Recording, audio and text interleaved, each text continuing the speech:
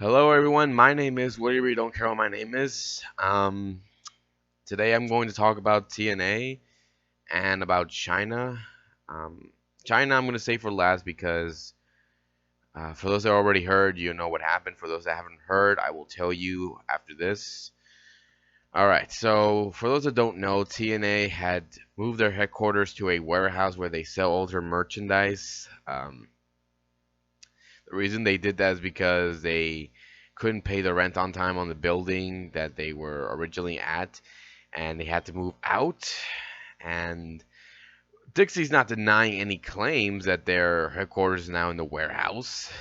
So I guess there's some truth to that. And I'm really not I really don't like talking about TNA because I'm not making fun of them. I'm making fun of Dixie Carter for being such an idiot because she thinks she knows about what she's doing, and obviously she's not. She doesn't know what the hell she's doing. It's a real shame that TNA is in the position this is in, and I keep thinking back about the comments I had, at least the argument I had with this other guy on YouTube about how the Carter family have all this money, they have Hannah Energy that can finance TNA a lot.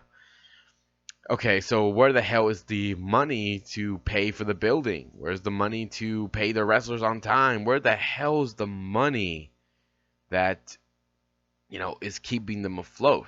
From what I understand, they still have money, but I don't think it's a lot of it, and they're still looking for investors to try to finance their company. I don't really think there's any chance of that happening. There was also a report that Dixie Carter got a loan out from the Harris brothers, Don and Ron, both former wrestlers and both former tag team. And apparently, the loan is that if Dixie does not pay them back on time, then she has to give them the 51% control she has over TNA. So they might be the new owners of TNA very soon. If that does happen, um, would they give that? Would they sell TNA to the WWE? I would not. I would not be surprised if they did that because they probably know that TNA is dead. There's no way to that they can salvage it.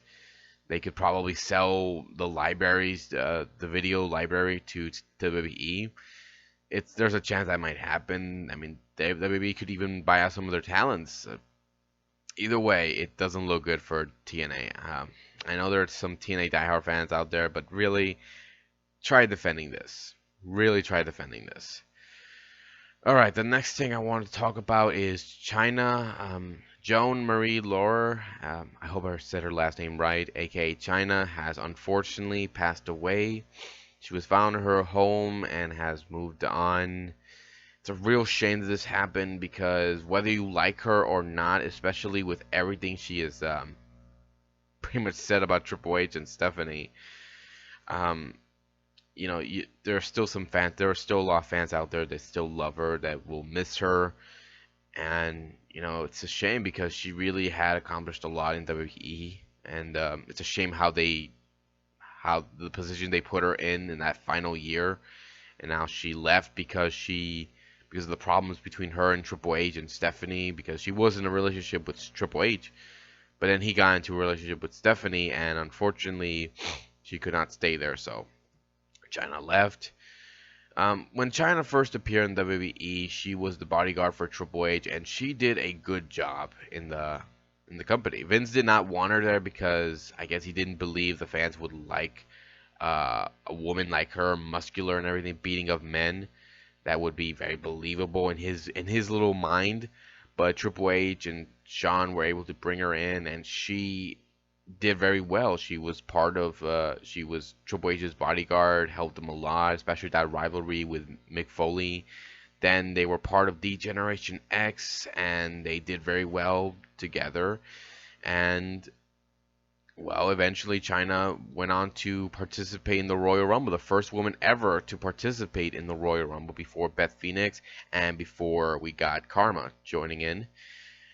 Chyna went on to become a two-time Intercontinental Champion. She even participated in the King of the Ring tournament, and she accomplished a lot. She accomplished a lot in the business, and I think a lot of people, felt that she was the real deal. She was a great wrestler, and I think a lot of fans liked her.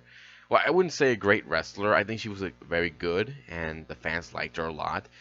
She was also in many great storylines with Chris Jericho and Eddie Guerrero, and even became a women's champion before she left the company.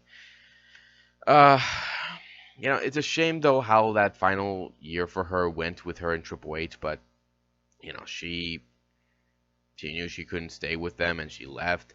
She claims that she was forced out by them, but either way, she left and tried to get into New Japan Pro Wrestling. That didn't last very long, and well, she went on to pornography, where well, she was around for a very very long time. I'm not gonna mention a lot of this because honestly, what's to talk about this? And then she went on to TNA, where she appeared to team up with Kurt Angle to face off against Karen and Jeff Jarrett. And after that, she was done with wrestling. I really like Chyna. I am gonna miss her a lot. I hope fans will remember her more for her accomplishments in WWE rather than those times when she talked when she had it on her channel, talked about Triple H and Stephanie, or those you know uh, shoot interviews she had with Vince Russo to talk bad about Triple H. Um, I hope we remember her more for her time in wrestling than anything else. So, I mean, if you guys have a different opinion about Chyna or any of her past moments, please leave some comments below. Let me know what you think. I'll be next time to give you more love and more entertainment. And Chyna, thank you so much for everything you've done. Rest in peace, and well, take care. And well, everybody, see you all next time.